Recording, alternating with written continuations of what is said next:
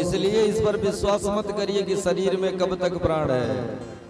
क्या भरोसा है इस जिंदगी का जो साथ देती नहीं है किसी का।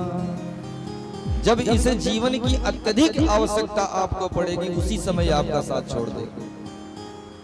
अनुभव कर लीजिए कि जिस समय आपको धन की अत्यधिक आवश्यकता पड़ती है उसी समय आपके पास धन नहीं होता। यही संसार का नियम है। तो वही कहते हैं कि सबसे परम धन्य भवन कौन सा है कि सकल भुवन मध्य निर्धनास्ते विधन्या। अच्छा, कितने लोग ये भी पूछते हैं कि भगवान को किसने देखा है। बिना देखे कैसे माने भगवान? कोई प्रमाण है?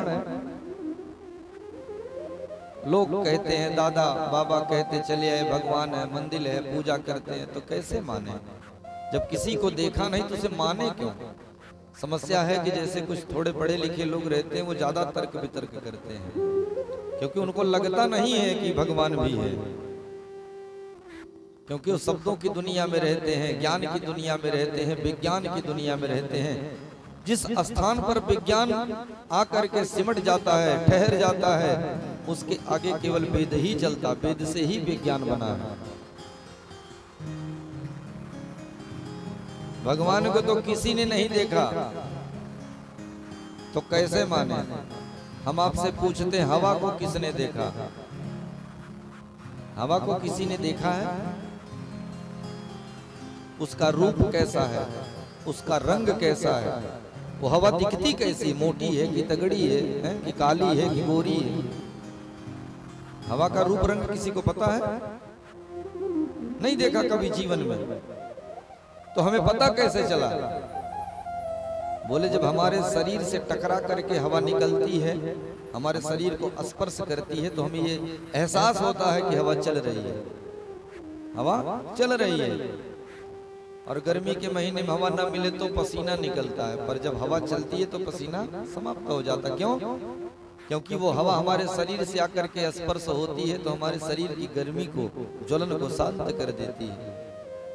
तो महसूस हुआ कि हवा चली। उसी प्रकार परमात्मा दिखाई नहीं पड़ता, भगवान हमें दिखाई नहीं पड़ता क्योंकि हमारे और आपके पास वो क्षमता नहीं है उस भगवान को देख सके।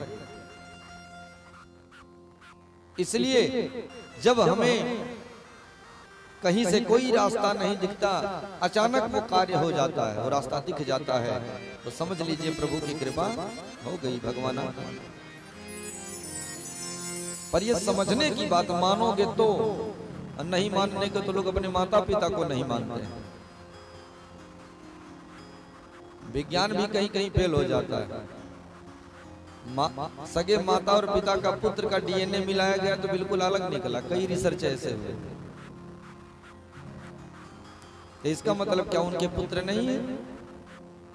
है उन्हीं के पुत्र, पर प्रभु की लीला है।